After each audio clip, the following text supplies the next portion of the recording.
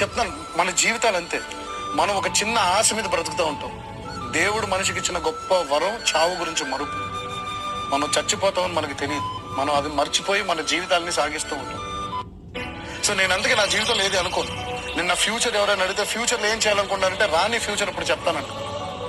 మా అమ్మ చాలా క్లియర్గా వచ్చి అడుగుతూ ఉంటుంది, పొద్దున ఏం కావాలో తినడానికి, నీకు చాలా స్వీట్గా అడుగుతుంది. నేను ఒకటే చెప్తాను, పొద్దున్న నిద్ర లేచిన తర్వాత చూద్దాం అమ్మా అని. రాత్రి చనిపోతే చెప్తాను, మన జీవితాలు అంతే. మనం ఒక చిన్న ఆశ మీద బ్రతుకుతూ ఉంటాం. దేవుడు మనిషికి ఇచ్చిన గొప్ప వరం చావు గురించి మరుపు. మనం చచ్చిపోతామని మనకు తెలియదు. మనం అది మర్చిపోయి మన జీవితాలని సాగిస్తూ ఉంటాం. సో నేను అందుకే నా జీవితంలో ఏది అనుకోను.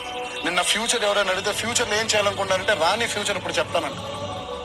మా అమ్మ చాలా క్లియర్గా వచ్చి అడుగుతూ ఉంటుంది, పొద్దున ఏం కావాలో తినడానికి, నీకు చాలా స్వీట్గా అడుగుతుంది. నేను ఒకటే చెప్తాను, పొద్దున్న నిద్ర లేచిన తర్వాత చూద్దాం అమ్మా అని. రాత్రి చనిపోతే